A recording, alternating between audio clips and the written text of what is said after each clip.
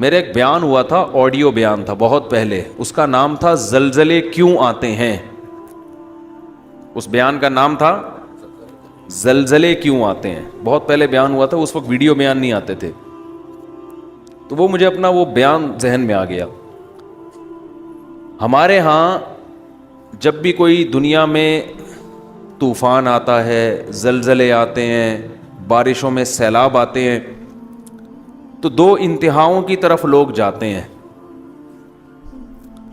ایک انتہا تو ہے جو لبرلزم لوگ ہیں, لبرلزم کو فالو کرنے والے لوگ, جو لبرل نام نہاد لبرل لوگ, وہ کیا کہتے ہیں, بھائی یہ قدرت کا نیچر کا ایک سسٹم ہے, کسی بھی وقت کچھ بھی ہو سکتا ہے, لہذا اس میں اپنے گناہوں سے توبہ کرنا, اللہ کے سامنے گڑ گڑانا, ان تکلفات کی بالکل بھی ضرورت نہیں. چاہے کرونا ہے یا کوئی بھی وبائیں ہیں, اس کا خدا کے عذاب سے کوئی تعلق نہیں ہے.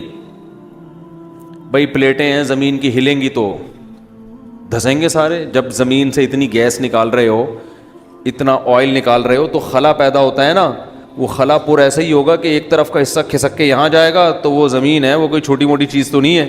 جب ادھر سے کھسک کے گیا تو 2-4 پہاڑ دائیں بائیں ہو گئے. جب 2-4 پہاڑ دائیں بائیں ہوئے تو وہ باقی ایڈجسٹ کرنے کے لیے وہ بھی کھسک جاتے ہیں. تو کھسکتے کھسکتے دہلی سے زلزلہ چلا تھا اور پہنچتا کہاں تک ہے, لاہور تک, اور درمیان میں بہت سے لوگوں کو لقمہ اجل بناتا ہوا جاتا ہے. تو وہ کہتے ہیں ایک تو سائنٹیفک حقیقت ہے, اس کا خدا کے عذاب سے اور ثواب سے کیا تعلق ہے. بھائی کیا کریں یار, پھر وہی باتیں اب سمجھانا مشکل ہو رہا ہے. وہ کہہ رہے ہیں سیلاب جو آتا ہے نا, یہ دریا کا پانی امڑ آیا اور گاؤں کے گاؤں پی گیا, اس کا کسی کے نیک اور برے ہونے سے کوئی تعلق نہیں ہے, نہ اس میں خدا سے توبہ استغفار کرنے کی ضرورت ہے. جو نام نہاد لبرل ہے وہ یہی کہتے ہیں, اس میں توبہ کی کیا ضرورت ہے. بھائی یہ تو گلیشیئر پگھل گیا تھا, گرمی زیادہ پڑی تھی, تو پگھل جب جائے گا تو ظاہر ہے دریا میں پانی زیادہ آئے گا. جب پانی آئے گا تو ظاہر ہے سائڈوں پہ نکلے گا, جب سائڈوں پہ نکلے گا تو وہ جو بھی سائڈ پہ بیٹھا ہوا ہوگا اس کو بہا کے لے جائے گا. اس سے کیا تعلق کہ اس نے تہجد پڑھ کے بیٹھا ہوا ہے یا گناہ کر کے بیٹھا ہوا ہے. اس سے کیا تعلق ہے کہ وہ بد نظری کرتا تھا, سود کھاتا تھا. یہ مولوی لوگ تو میں خم ڈراتے ہیں, دیکھو وہ گاؤں کے لوگ سود کھاتے تھے, عذاب آیا اور سیلاب پانی بہا کے لے گیا. اس سے کیا تعلق ہے. اس لیے توبہ وبہ کرنے کی ضرورت نہیں ہے. یہ بھی ایک انتہا ہے. دوسری انتہا جو بعض مذہبی لوگ کرتے ہیں, وہ انتہا یہ ہے کہ ہر قدرتی آفت کو کسی گناہ کا نتیجہ قرار دیتے ہیں. یہ بھی 100% غلط ہے. نہ قرآن کی یہ تعلیمات ہے, نہ نبی صلی اللہ علیہ وسلم کی یہ تعلیمات ہے.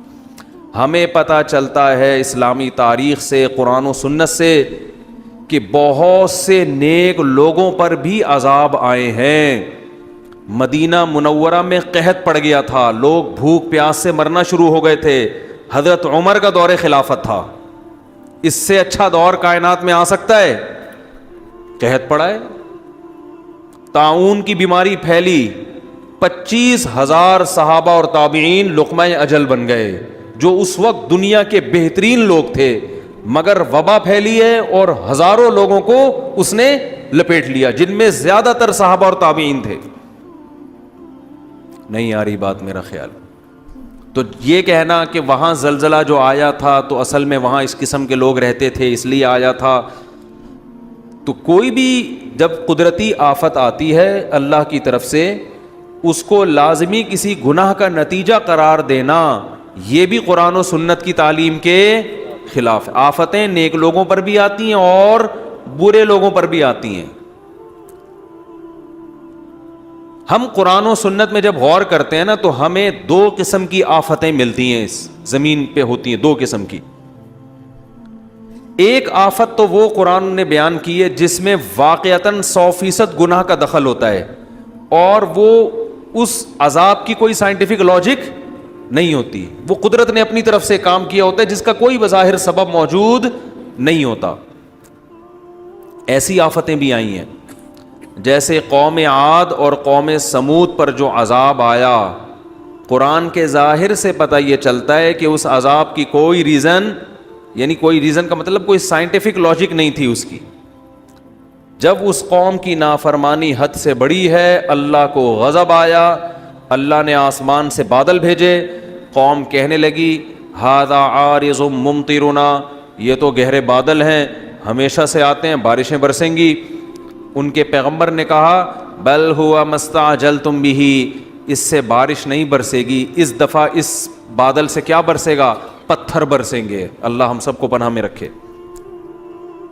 اور ایسے پتھر برسیں گے تدمر کل شیء بامر ربها, ہر چیز کو اللہ کے حکم سے یہ پتھر توڑ ڈالیں گے.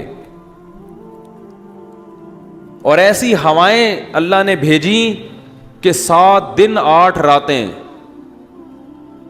سخرہا علیہم 7 لیال و 8 ایام, 7 راتیں اور 8 دن ایسی ہوا چلے گی کہ جو تمہیں اٹھا کے پٹخ دے گی. اور اللہ فرماتے ہیں کہ انہم اعجاز نخل خاویہ, جیسے کھجوروں کے درخت الٹے پڑے ہوئے ہوتے ہیں نا, ایک ہفتہ طوفان میں جب تھما, ایک ہفتے کے بعد تو وہ لوگ ایسے پٹکے ہوئے پڑے ہوئے تھے, مرے ہوئے, جیسے کھجور کے تنے پڑے ہوئے ہوتے ہیں. لمبے قد کے لوگ تھے.